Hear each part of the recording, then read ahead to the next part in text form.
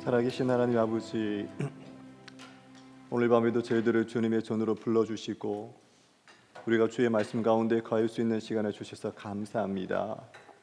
아버지 하나님, 이 밤이 우리들에게 잊혀지지 않는 시간 되어질 수 있도록 주께서 역사하여 주시고 오직 주께서 주시는 귀한 사랑과 회복을 경험할 수 있는 밤이 되어지도록 인도하여 주시옵소서. 주님, 부족한 아들이 있었습니다. 오직 주 예수 그리스도의 십자가의 보혈로 덮어주시고 오직 주의 말씀이 선포되어 줄 수 있도록 사용하여 주시옵소서. 이번에 모인 사랑하는 주님의 모든 권속들을 축복합니다. 우리들 가운데 주님의 영이 충만한 밤이 되어질 수 있도록 역사하여 주시옵소서. 감사 찬양을 드리고 예수님의 이름으로 기도드렸습니다. 다 같이 일어나셔서 오늘 본문 말씀 같이 합독하시도록 하시겠습니다. 오늘 본문 말씀은 창세기 29장 30절에서 35절 말씀입니다. 같이 합독하시겠습니다. 시작. 그렇게 해서 야곱이 라헬과도 결혼했습니다. 야곱은 레아보다 라헬을 더 사랑했습니다. 그가 라반을 위해 다시 7년을 더 일했습니다. 여호와께서는 레아가 사랑받지 못하는 것을 보고 그녀의 태를 열어주셨습니다. 그러나 라헬은 아이를 갖지 못했습니다. 레아가 임신해 아들을 낳고 여호와께서 내 비참함을 보셨구나. 이제 남편이 나를 사랑할 것이다 하면서 그 이름을 르우벤이라 지었습니다. 그녀가 다시 임신해 아들을 낳고 여호와께서 내가 사랑받지 못하는 것을 들으시고 이 아이를 내게 주셨구나 하면서 그 이름을 시몬이라고 지었습니다. 그녀가 다시 임신해 아들을 낳고 내가 내 남편의 아들을 셋이나 낳았으니 이제 드디어 그가 내가 아측을 갖겠지 하면서 그 이름을 레이라고 지었습니다. 그녀가 다시 임신해 아들을 낳고 이번에야말로 내가 여호와를 찬양할 것이다 하면서 그 이름을 유다라고 지었습니다. 그러고 나서 레아의 출신 높주었습니다. 자리에 앉으시면 좋겠습니다. 옆에 있는 분들하고 한번 인사하시죠. 오래간만에 만났는데 인사 안 하시고 죄송합니다. 제가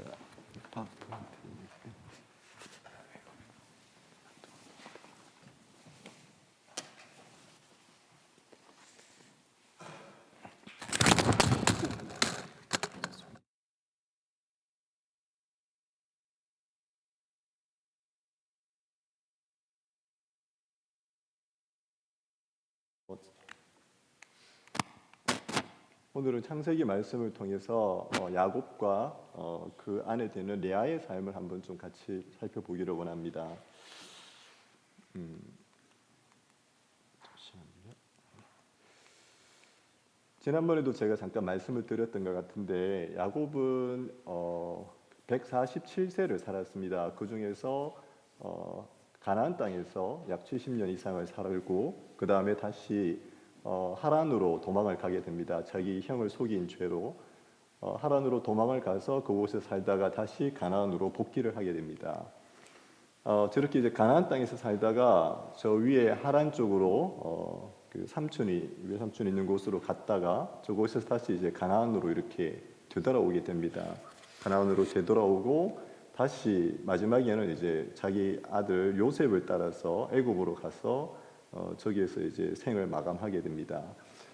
야곱이 이제 자기 형 에서를 속이고 그 대가로 도망을 쳐서 하란까지 도망을 가게 되는데 그 하란까지 가는 거리가 지난번에도 제가 말씀을 잠깐 드렸었는데 약 800km 정도 됩니다. 굉장히 먼 거리를 저렇게 이제 도망을 가게 됩니다.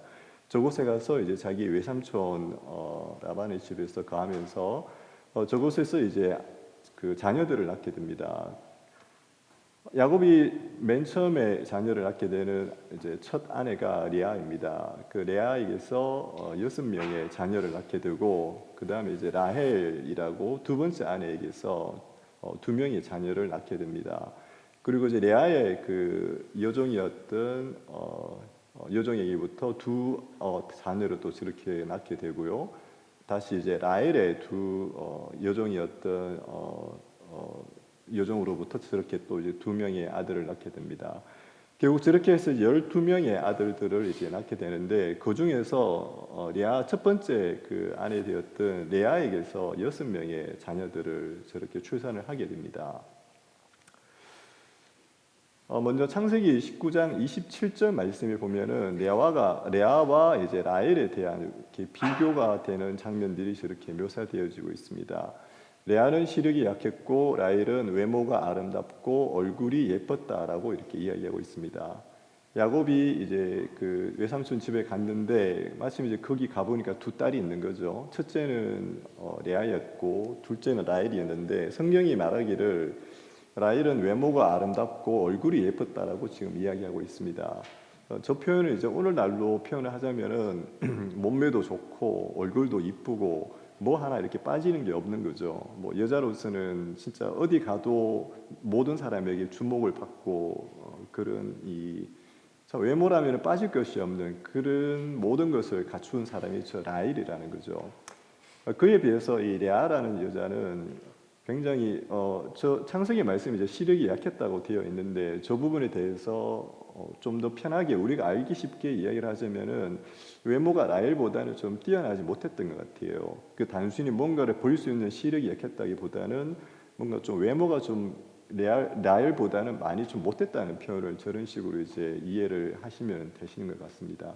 하여튼 레아는 라헬에게 비해서 굉장히 외적으로 많은 이런 열등감을 느끼면서 평생을 좀 그렇게 살았었던 것 같아요.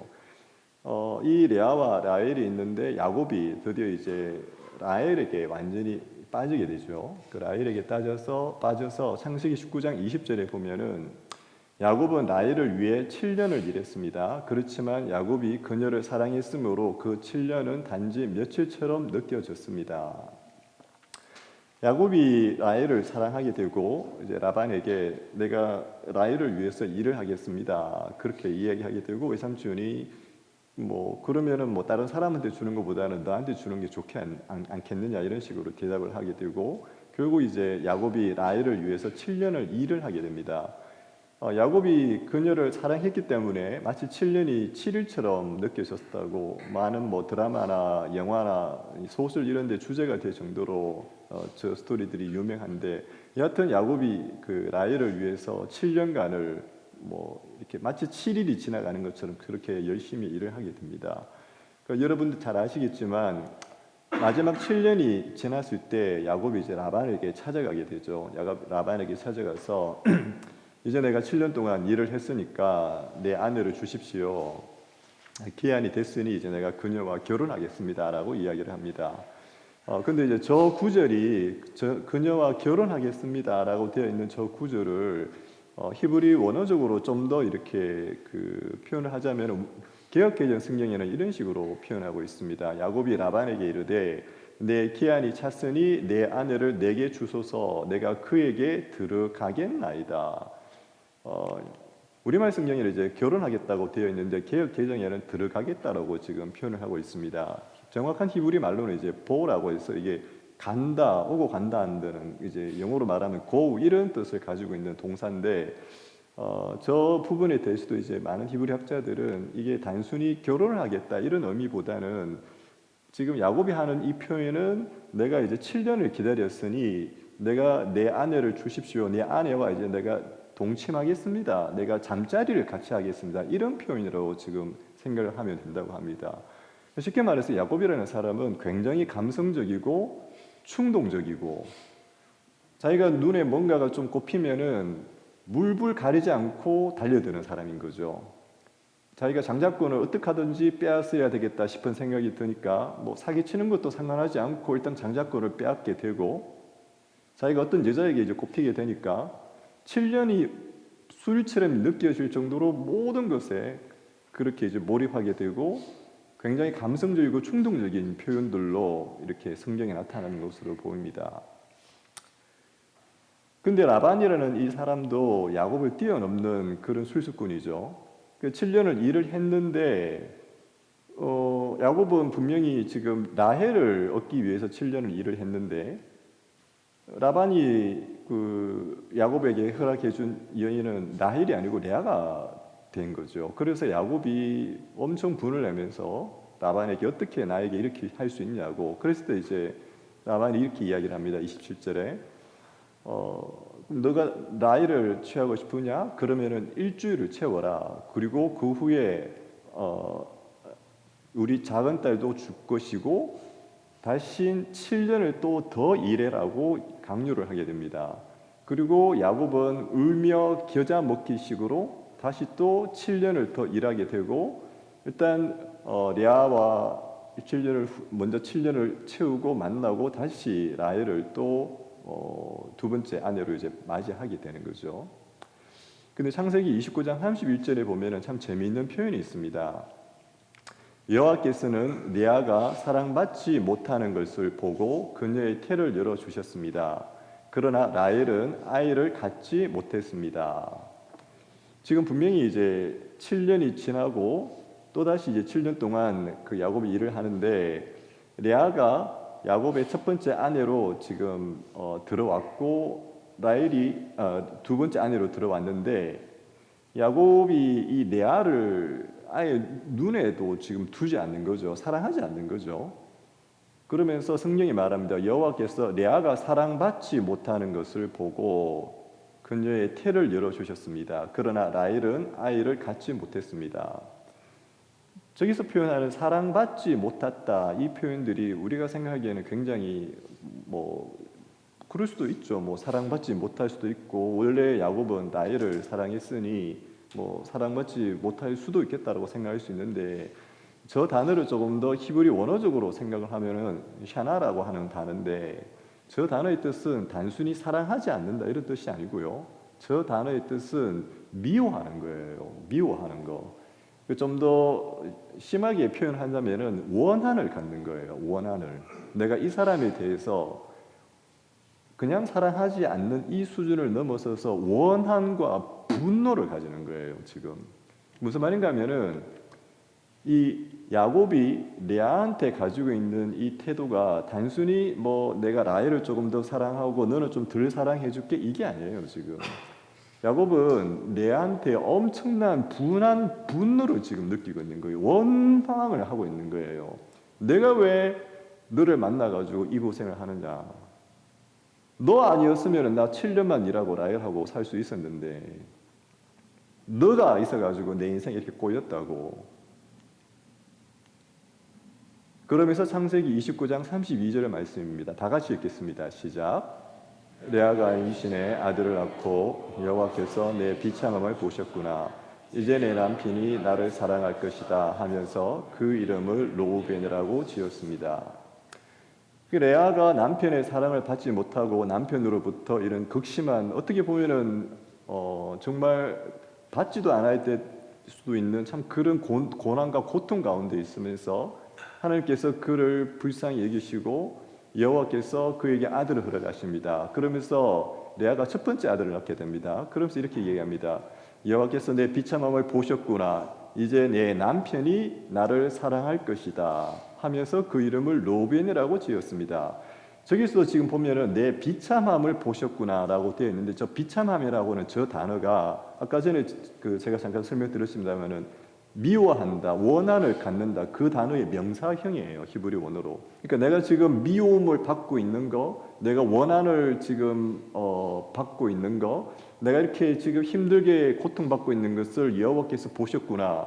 이제 내 남편이, 내가 아들을 낳았으니 이제 내 남편이 나를 사랑해 주겠지라고 하면서 그 이름을 르우벤이라고 지어지게 됩니다. 그리고 33절 말씀입니다. 시작. 그녀가 다시 임신해 아들을 낳고 여호와께서 내가 사랑받지 못하는 것을 들으시고 이 아이를 내게 주셨구나 하면서 그 이름을 시몬이라고 지었습니다. 첫 번째 아들을 낳았어요. 이제는 아들을 낳았으니까 남편이 나를 사랑해 줄 것이다라고 아들을 낳았는데, 여전히 남편은 자기를 사랑하지 않아요. 좀 더 원어적으로 표현한다면은, 여전히 남편은 이 레아한테 분노를 가지고 있고 원한을 가지고 있고, 이 레아는 계속해서 고통과 절망 가운데 있습니다. 그러면서 레아가 두 번째 아들을 놓고 여호와께서 내가 남편에게 사랑받지 못하는 것을 들으시고 내가 남편에게 미워함을 당하는 것을 들으시고 내가 남편에게 원한 쌓는 것을 보시고 들으시고 이제 또 이 아이를 내게 주셨거나 하면서 그 이름을 시므온이라고 짓게 됩니다. 첫 번째 아들도 그렇고 두 번째 아들도 그렇고 여전히 지금 레아의 초점은 남편에게 있어요. 어떻게 하면은 내 평생 이 남편에게 한번 사랑 얻어볼까? 어떻게 하면 내가 이 남편에게 한번 인정받아 볼까? 어렸을 때부터 자기와는 미모에 있어서는 도저히 자기가 따라갈 수 없는 그 라헬에게 평생 그 열등감을 느끼면서 살아왔는데 결혼을 해서조차도 지금 자기는 그 열등감에서 벗어나지 못하고 있는 거예요. 그 상황 가운데서 어떻게 하든 남편의 사랑 한번 받아보려고 저렇게 몸부림치면서 내가 아들을 낳으면 남편이 나를 사랑할 것이다. 이렇게 몸부림치면서 아들을 낳았지만 여전히 남편은 이 레아한테 대한 관심을 보이지 않습니다. 34절입니다. 다 같이 읽겠습니다. 시작. 그녀가 다시 임신해 아들을 낳고 내가 내 남편의 아들을 셋이나 낳았으니 이제 드디어 그가 내게 애착을 갖겠지 하면서 그 이름을 레위라고 지었습니다. 첫 번째 아들을 낳았는데도 야곱은 끔찍하지 않아요. 두 번째 아들을 낳았는데도 야곱은 끔찍하지 않아요. 세 번째 아들을 낳습니다. 세 번째 아들을 낳고 레아가 이렇게 이야기합니다. 내가 내 남편의 아들을 셋이나 낳았으니 하나도 아니고 둘도 아니고 이제 셋을 낳았으니 이제 드디어 그가 내게 애착을 갖게 되겠지. 이제는 우리 남편이 나를 사랑하겠지. 이제는 우리 남편이 나한테로 돌아서겠지. 지금 레아가 첫 번째 아들을 낳았는데도 실패해요. 두 번째 아들을 낳았는데도 실패해요. 세 번째 아들을 낳았는데도 그가 받고자 하는 남편의 사랑을 받지 못합니다. 여전히 야곱의 마음은 평생 자기를 열등감을 느끼게 했던 라헬에게 있고 자기는 이 남편에게서조차도 인정받지 못하는 어떻게 보면 참 여자로서 비참하기 이루 말할 수 없는 자기 여동생과 평생 외모 경쟁에서 열등감 느끼며 자랐는데 결혼해서도까지도 자기는 어떻게 해도 방법이 없는 거예요. 첫 번째, 두 번째, 세 번째, 네 번째 레아가 처음에 놓은 아들들 이름들인데 로벤, 보라 아들이다. 시므온, 이제 여호와께서 내 고통받는 걸 들으셨구나. 레위, 내가 이제 남편과 연합할 수 있겠다. 다 남편에게 초점되어진 이름으로 아들들의 이름을 짓게 됩니다. 잠깐 여기서 레아에서 야곱으로 잠깐 초점을 바꿔보도록 할게요. 야곱은 평생 자기가 원하는 거 어떻게 하든지 이루려고 빠락빠락 악을 쓰면서 산 사람이에요. 천사가 더 싫어하면서 천사가 자기에게 축복하지 않으면 자기는 떠나가지 않겠다고 환도뼈가 부러질 정도로까지도 그 모든 것을 악으로 깡으로 축복꾼의 모든 것을 걸었던 사람이죠. 저 야곱이 그의 평생 마지막에 바로 앞에 갔을 때 130살이 되었을 때 이렇게 이야기합니다. 야곱이 바로에게 말했습니다. 제 나그네 인생이 130년이 되었습니다. 제 인생의 횟수가 짧지만 고달픈 세월을 보냈습니다. 그러나 제 조상들이 살아간 나그네 인생의 횟수에는 미치지 못합니다. 야곱은 평생 자기가 원하는 거 다 얻었던 사람이에요. 자기가 원하고자 했던 장자권도 비록 속였지만 취했고 그 복도 취했고 세상에서 모든 남자들이 다 부러워할 만한 절세의 미인을 자기 와이프로 어떻게 해서라도 취했던 사람이에요. 그리고 성경은 보면은 야곱이 부자였다고 이야기해요. 돈도 취했고 자기 마음에 드는 여자도 취했고 자기가 원하는 그토록 원했던 그 장자권도 축복권도 다 취했고 어떤 모든 것도 다 수단 방법 가르지 않고 다 취했던 사람인데 그 야곱이 마지막에 이렇게 고백하고 있습니다. 자기가 세상에서 원하고 싶었던 거 다 얻었는데 내 인생이 참 충만했다. 내 인생이 참 값졌다. 이렇게 이야기하지 않아요. 제 인생의 횟수가 짧지만 고달픈 세월을 보냈다라고 이야기합니다. 저 고달프다고 하는 저 히브리어 단어도 저 원래 단어의 뜻은 그냥 힘들다, 고단하다 이런 뜻이 아니고 악하다는 뜻이에요. 악하다, 이불하다, 굽어졌다, 악하다. 내 인생이 참 악한 인생을 살았다고 지금 야곱이 이야기하는 거죠. 다른 말로 말하면 저 단어의 뜻은 무게가 가볍다, 헛되다 이런 뜻도 있어요. 쉽게 말하면 내가 130년의 인생을 하고 싶은 거 다 하면서 누리고 싶은 거 어떻게 하든지 내가 다 탈취하면서 살아봤는데 내 인생이 참 헛되더라. 내 인생이 참 값어치가 없더라. 야곱이 저렇게 지금 이야기를 하고 있는 거죠. 그도 그럴 것이 그의 인생은 자기 자식들 간의 온갖 다툼과 분쟁과 수많은 속임수들이 난무하는 자기가 그런 삶을 눈으로 보고 살 수밖에 없었던 인생을 살게 됩니다. 야곱의 인생을 보면서 이 말씀이 생각납니다. 모든 육체는 풀과 같고 그 모든 영광이 풀의 꽃과 같으니 풀은 마르고 꽃은 떨어지되. 야곱은 자기 눈에 원하는 거 다 취했어요. 자기 눈에 원하는 여자도 취했고 돈도 취했고 축복권도 취했고, 그런데 그의 마지막에 남는 것은 헛된 영광, 풀은 마르고 꽃은 떨어지고, 그제서야 그가 자기 인생이 참 허무했다라고 고백을 하게 됩니다. 다시 레아에게로 되돌아가서 일본에 킨즈키라고 하는 도예 기술이 있다고 합니다.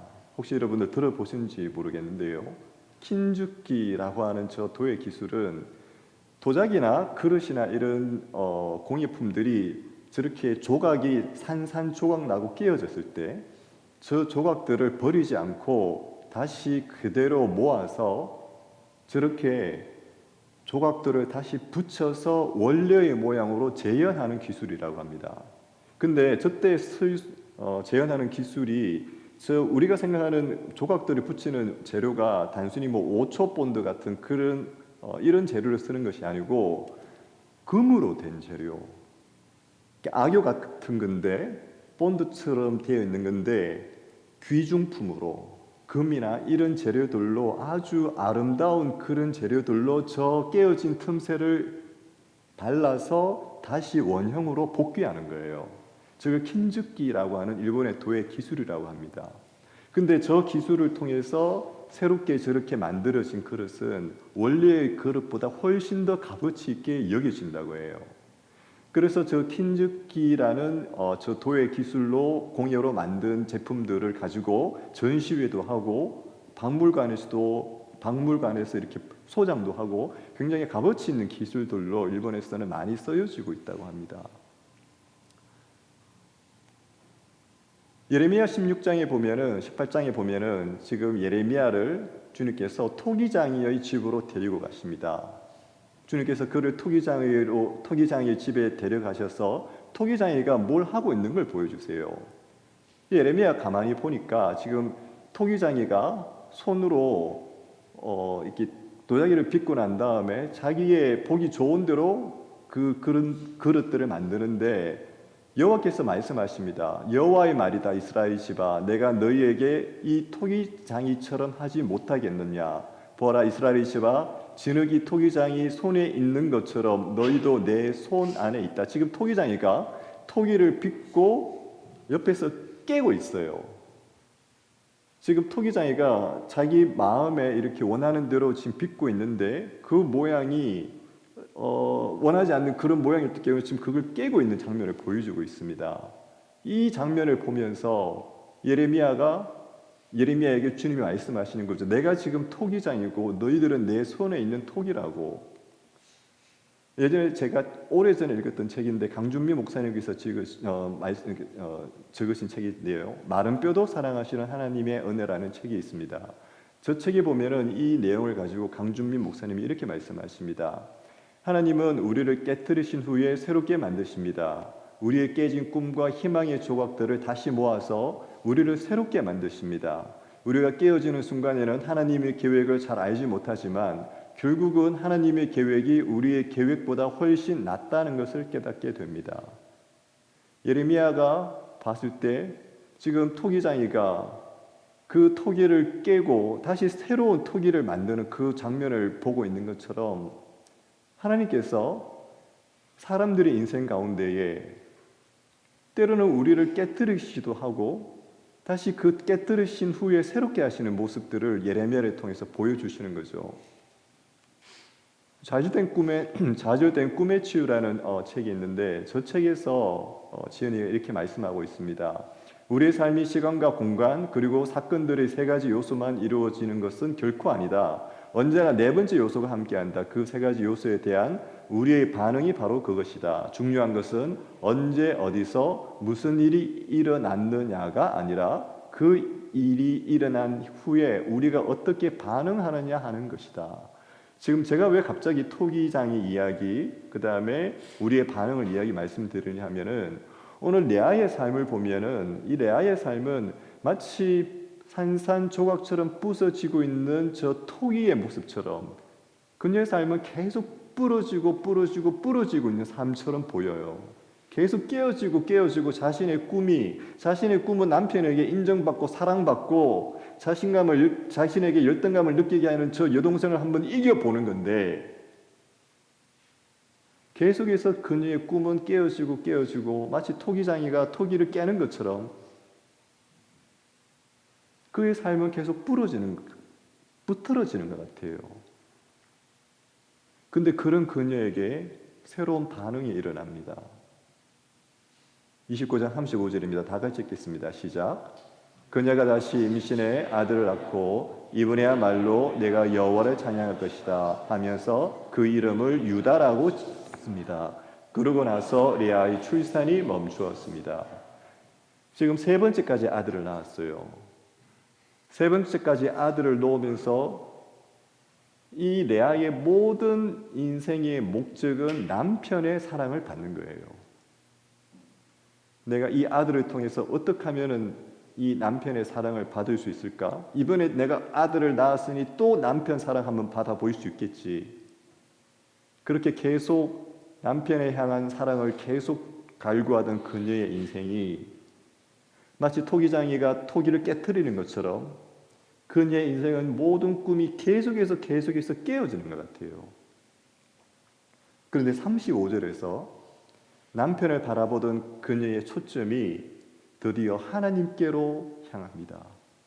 그녀의 인생의 초점의 관심이 남편에게서 자신의 사랑을 확인하는 것이 아니고 하나님께로 그의 인생의 초점이 바뀌어져서 반응을 하게 돼요. 그의 반응이 달라지고 그 반응으로 인해서 그녀가 더 이상 남편의 사랑을 갈구하지 않고 하나님을 찬양하게 됩니다. 특별히 유다라고 하는 이 이름은 지금 레아가 이름을 지었듯이 여호와를 찬양하라, 하나님을 찬양한다는 뜻이에요. 인간적으로 보면은 지금 레아의 인생은 하나님을 찬양할 수 있는 조건들이 하나도 없어요. 비록 아들을 놓긴 낳았지만 그녀가 그토록 갈구하던 남편은 끊임없이 자기에게 사랑을 주지 않고 있어요. 변화된 건 아무것도 없지만 그녀는 그 삶 속에서 그녀의 반응이 바뀌고 이번에는 하나님을 찬양하는 사람으로 그녀의 관점이 바뀌게 되고 반응이 바뀌게 되고 그러면서 그의 아들의 이름을 유다라고 짓게 됩니다. 여러분들이 잘 아시겠지만 저 유다에게서 우리의 구주 되신 예수 그리스도께서 이 땅에 오시게 돼요.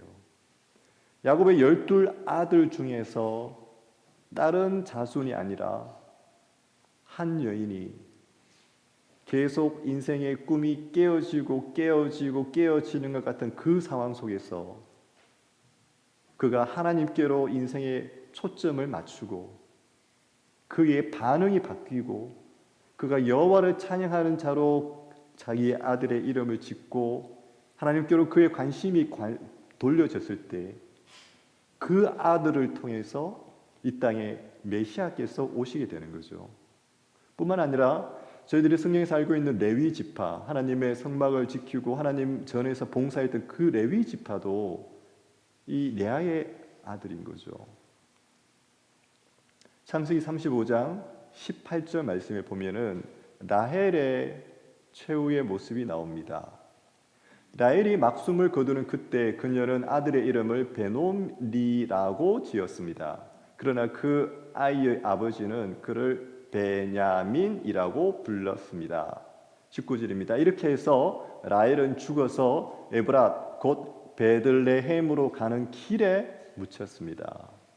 창세기 35장 말씀을 보면은 라헬의 최후가 나오는데 라헬은 베들레헴으로 가는 길에 묻히게 돼요. 레아는 어떻게 되었을까요? 창세기 49장입니다. 그리고 야곱이 아들들에게 명해 말했습니다. 이제 내가 곧 내 조상들에게로 돌아가게 될 것이다. 나를 헷 사람인 에브론의 밭에 있는 굴에 내 조상들과 함께 묻어주기 바란다. 거기에 조부 아브라함과 그의 아내 사라께서 묻히셨고 아버지 이삭과 그의 아내 리브가께서도 묻히셨다. 그리고 내가 레아도 거기에 묻었다. 무슨 말인가 하면은 라헬은 베들레헴으로 내려가는 길에 그냥 묻히게 돼요. 근데 레아는 야곱이 직접 레아를 자기 할아버지, 자기 아버지가 있는 그 묘에 레아의 마지막 장지를 정하게 되고 그곳에 레아를 묻게 됩니다. 그리고 이 야곱이 마지막에 애굽에서 죽고 난 다음에 죽을 때 자기 아들들에게 나를 레아가 있는 내 할아버지와 내 아버지가 묻혀 있는 그 굴에 나를 묻어 달라고 야곱이 이야기를 하게 돼요. 레아는 그게 살아평전에 어쩌면은 남편의 사랑을 못 받았을 수도 있습니다. 야곱의 눈은 끊임없이 외적인 아름다움, 미모만 쫓아다니면서 이 레아에게는 관심을 안 줬을 수도 있어요. 그럼에도 불구하고 이 성경에서 라헬과 레아의 마지막 모습을 비교해 보면은 결국 이 야곱은 이 마지막에 레아와 마지막 인생의 장지를 같이 하게 돼요.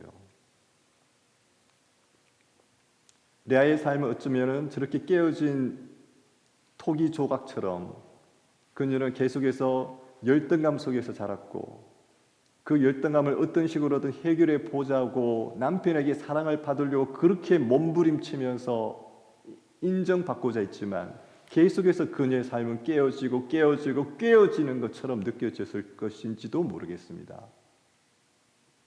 그런데 그 인생 가운데 그가 하나님을 찾고 하나님을 찬양하고 그의 그 절망과 환난 가운데서도 주님을 찾았을 때 마치 저 칸죽기 도의 공이 저 깨어진 그릇을 다시 원상하여서 이전보다 더 값어치 있는 값진 그릇으로 만들어서 사용하듯이 그 레아의 인생이 이 땅에 오실 우리 구주 예수 그리스도를 있게 하시는 그 유다를 낳게 하는 그 결정적인 역할을 하게 되는 거죠. 제가 이 말씀을 들으면서 이 말씀을 생각하면서 저희 어머니 생각을 할만 해봤습니다. 저희 어머니는 1940년생이세요. 나이로 계산해 본다면 10살에 6.25 전쟁이 터지셨고요. 어렸을 적에 4남매가 자라셨는데 아들 둘, 딸 둘 이렇게 4남매가 자라셨는데 너무 가난해서 고아원으로 들어가셨어요. 4남매가. 고아원에서 이렇게 지내시다가 결국 이렇게 이제 이런 나이에 나오셔서 여기저기 떠돌아다니면서 이제 행상을 하셨죠. 그러다가 저희 아버지를 만나게 되고 그것조차도 미혼모로 저를 가지시게 되고 저희 아버지는 어머니를 떠나게 되고 그렇게 임신한 채로 머리에 이 옷을 팔았다고 해요. 어머니께서 이렇게 옷을 이렇게 짊어지고 다니시면서 이 집 저 집을 이렇게 가가호호 방문하시면서 옷을 파시다가 저희 예전에 그 모교회의 그 장로님이셨던 그 당시에는 집사님이셨죠. 그 집사님 가정에 이 전도를 받게 돼요. 그 전까지 저희 어머니는 예수를 모르셨어요.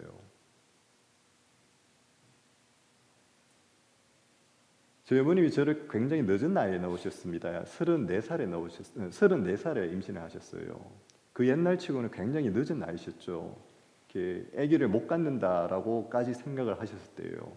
근데 어떻게 이제 아기를 임신을 하셨는데 그 배가 나온 채로 이제 이 집 저 집 행상을 다니시다가 예수를 믿게 되신 거죠. 그 참 감사한 건 그때부터 저희 어머님이 진짜 이 신앙의 모든 걸 거셨던 것 같아요. 매일 교회에 나가셔서 마루에서 계속 이렇게 기도하시고, 그러면서 이제 교회 분이 이렇게 저희 어머니를 보살피시고, 그러시면서 이제 어머님이 저를 낳으시고 어린 저를 데리시고 매일 새벽을 깨우셨어요. 지금도 기억하는 것은 저희 집에서 이제 가정 예배를 드렸는데 단칸방에서 이렇게 가정 예배를 드리니까 가정 예배를 할 것도 없죠. 어머님이 앉으셔가지고 저희 어머니 한글을 못 읽으셨거든요. 그냥 제대로 글자를 못 읽으셨는데 항상 읽는 성경은 딱 정해져 있었어요. 시편 1편. 1년 365일 가정 예배 본문이 한 개였어요. 시편 1편. 복 있는 사람은 악인의 꾀를 쫓지 아니하고 죄인의 길에 서지 아니하고 오만한 자의 자리에 앉지 아니하고. 1년 365일 어머님이 그 본문으로 설교를 하시고 저랑 같이 단둘이서 가정 예배를 드리셨어요. 저는 어머님이 가정 예배 때 기도하는 게 너무 싫었어요. 왜냐하면 기니까. 맨 첫 번째 기도 제목이 우리 사자 담임 목사님 붙잡아 주. 저는 그때까지 담임 목사님이 왜 사자인 줄 몰랐었어요. 이렇게 호랑이가 아니고 왜 사자라고 계속 사자 담임 목사님 붙잡아 주시고 그 다음부터 이제 교회 기도를 한 20분 30분 하시고 그 다음에 또 우리 철영이 기도 막 지겨워가지고 제발 가정 예배 좀 안 했으면 좋겠다고. 지금은 저희 어머님이 이제 85이시죠. 한국 나이로, 미국 나이로 84살이신데 요양원에서도 이제 거동도 제대로 못 하세요. 휠체어에서 이렇게 일어나지도 못하시고.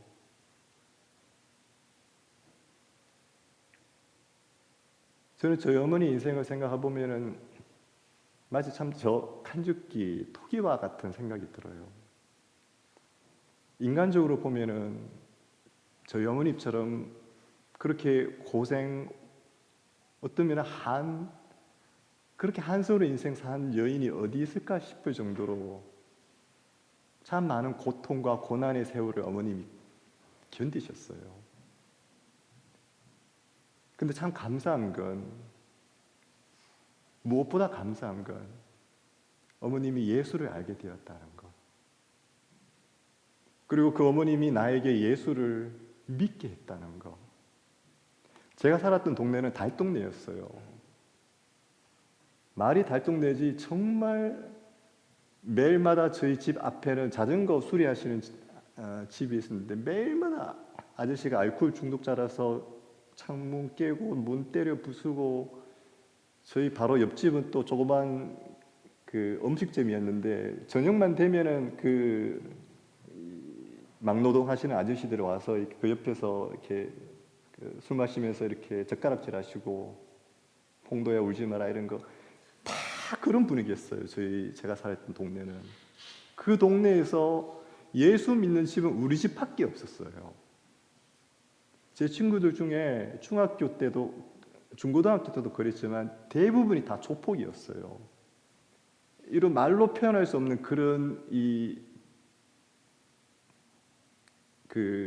죄목으로 감옥에 있었던 친구들도 있었고요. 제가 실제로 어머니랑 같이 면회도 갔었어요. 그랬던 동네에서 유일하게 어머니와 저만 예수를 믿었어요.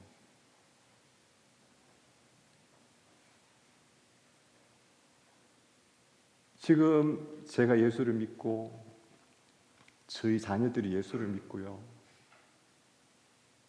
마치 저희 어머니의 인생이 어쩌면 이 레아의 모습처럼 평생 깨어지는 그런 인생을 사셨던 것 같지만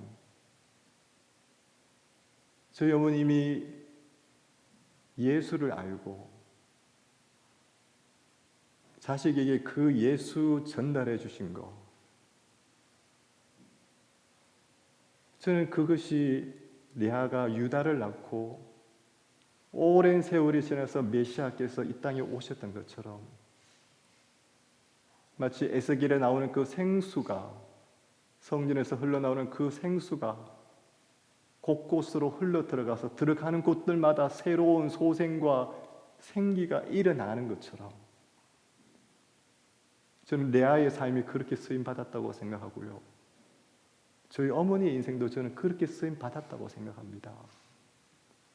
비록 지금은 어머님이 별로 의식도 잘 없으시고 거동도 잘 못하시지만,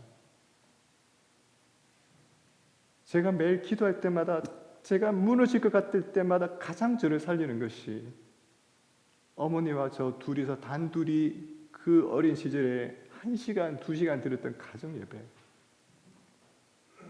언제 끝나냐고, 내가 언제 끝나냐고 그렇게 내가 드리기 싫어했던 그 가정예배, 제 인생에 가장 힘들 때 그 기억이 저를 살리고 있는 것 같아요. 사랑하는 우리 낮아짐 성도님 여러분들, 어쩌면 우리 인생이 저 레아의 인생처럼 날마다 깨어지고 별로 큰 희망도 보이지 않는 그 어려움의 연속처럼 보일 수도 있지만, 우리가 만난 그 예수, 우리가 만난 그 하나님, 우리가 그분에게로 우리의 눈을 돌이키고 그분을 붙잡고 우리가 살아갈 때, 지금 당장은 우리 눈앞에 보이는 게 없다 할지라도 마치 에스겔의 그 생수가 흘러 들어가서 들어가는 곳들마다 새로운 소생함이 일어나듯이, 우리의 그 신앙을 통해서 우리의 수많은 후손들이, 수많은 사람들이 하나님의 은혜를 경험하고 새로운 회복을 경험하는 그런 놀라운 도구들로 우리들이 쓰임 받기를 원합니다. 같이 한번 찬양하며 나아가시기를 원합니다.